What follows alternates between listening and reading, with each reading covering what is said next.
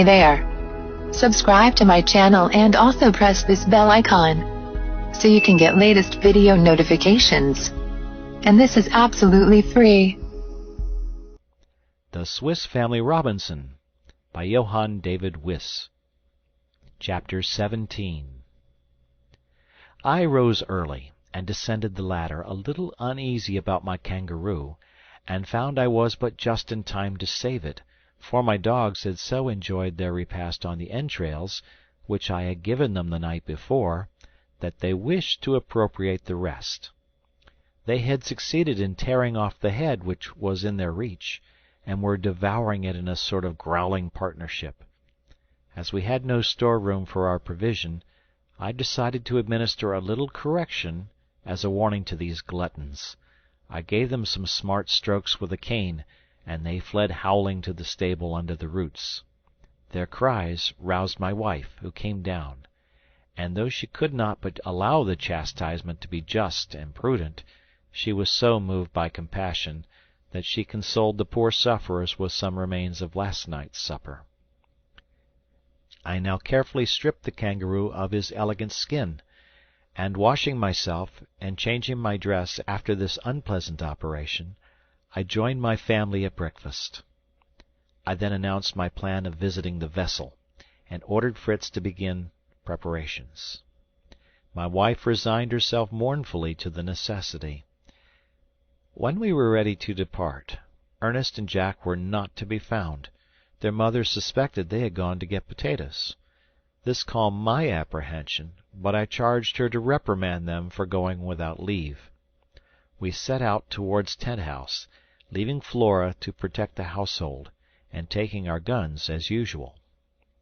We had scarcely left the wood and were approaching Jackal River, when we heard piercing cries, and suddenly Ernest and Jack leaped from a thicket, delighted, as Jack said, in having succeeded in their plan of accompanying us, and, moreover, in making us believe we were beset with savages. They were, however, disappointed. I gave them a severe reproof for their disobedience, and sent them home with a message to their mother that I thought we might be detained all night, and begged she would not be uneasy. They listened to me in great confusion, and were much mortified at their dismissal. But I begged Fritz to give Ernest his silver watch, that they might know how the time passed, and I knew that I could replace it, as there was a case of watches in the ship. This reconciled them a little to their lot, and they left us. We went forward to our boat, embarked, and, aided by the current, soon reached the vessel. My first care was to construct some more convenient transport vessel than our boat. Fritz proposed a raft, similar to those used by savage nations, supported on skins filled with air.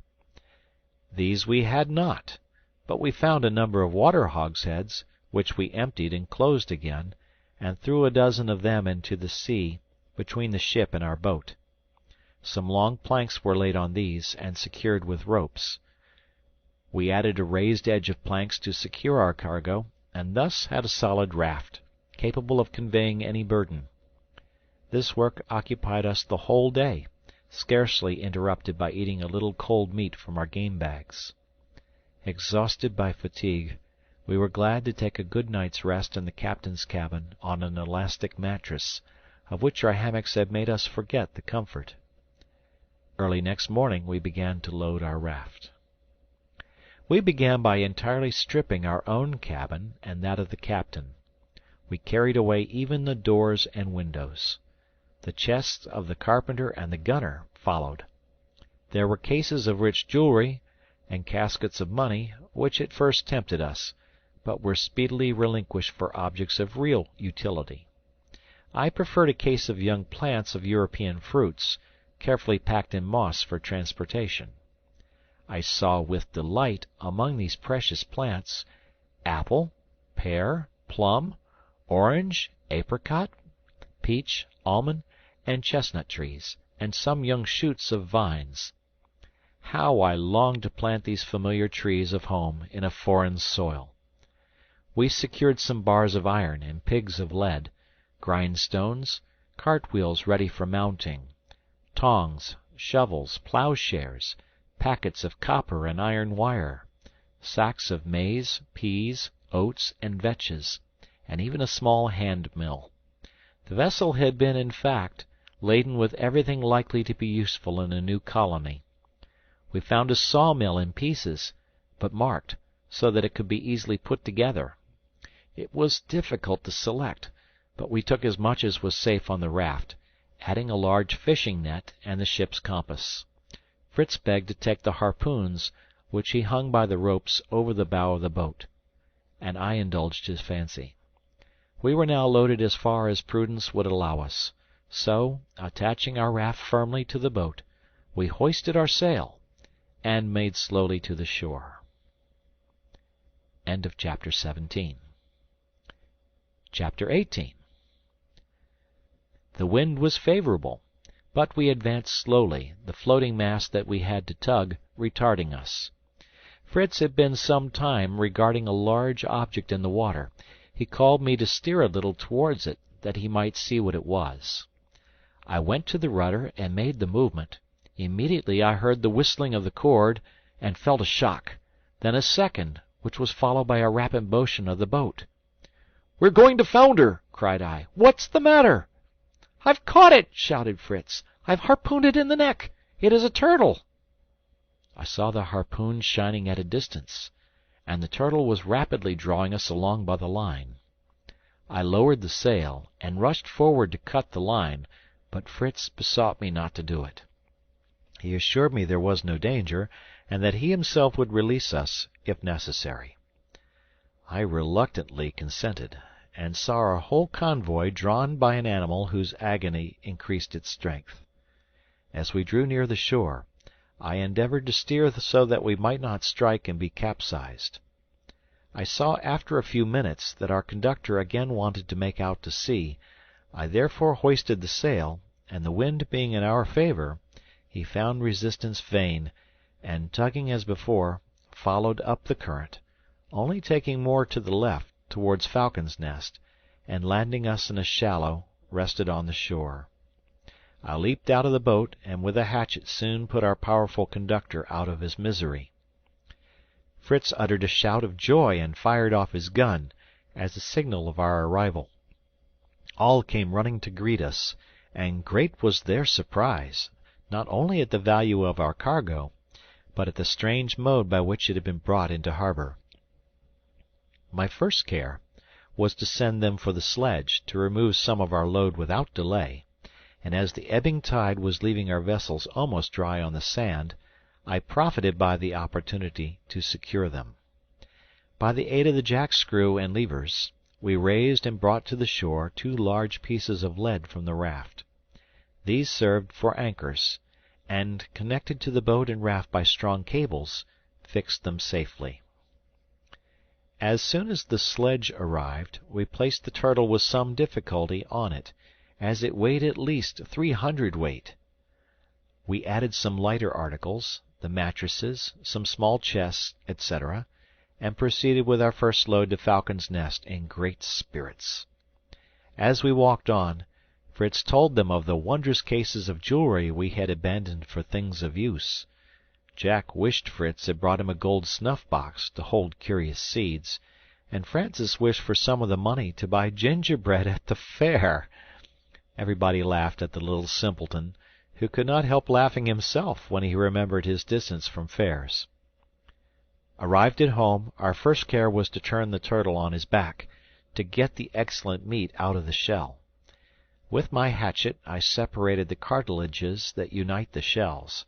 The upper shell is convex, the lower one nearly flat. We had some of the turtle prepared for dinner, though my wife felt great repugnance in touching the green fat, notwithstanding my assurance of it being the chief delicacy to an epicure.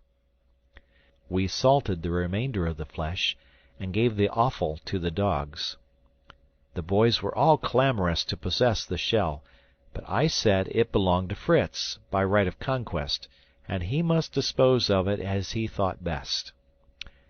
"Then," said he, "I will make a basin of it and place it near the river, that my mother may always keep it full of fresh water." "Very good," said I, and we will fill our basin as soon as we find some clay to make a solid foundation." "I found some this morning," said Jack. "A whole bed of clay, and I brought these balls home to show you." "And I have made a discovery, too," said Ernest.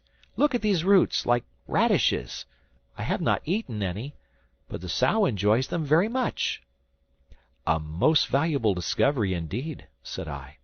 "If I am not mistaken, this is the root of the manioc, which, with the potatoes, would insure us from famine.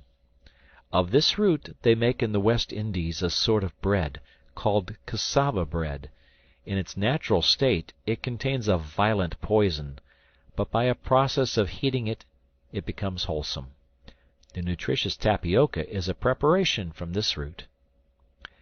By this time we had unloaded, and proceeded to the shore to bring a second load before night came on. We brought up 2 chests of our own clothes and property, some chests of tools, the cart wheels, and the hand mill, likely now to be of use for the cassava. After unloading, we sat down to an excellent supper of turtle, with potatoes instead of bread. After supper my wife said, smiling, "After such a hard day, I think I can give you something to restore you."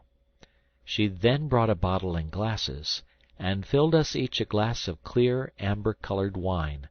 I found it excellent Malaga. She had been down to the shore the previous day, and there found a small cask thrown up by the waves. This, with the assistance of her sons, she had rolled up to the foot of our tree, and there covered it with leaves to keep it cool till our arrival. We were so invigorated by this cordial that we set briskly to work to hoist up our mattresses to our dormitory, which we accomplished by the aid of ropes and pulleys. My wife received and arranged them, and after our usual evening devotions, we gladly lay down on them to enjoy a night of sweet repose. End of chapter.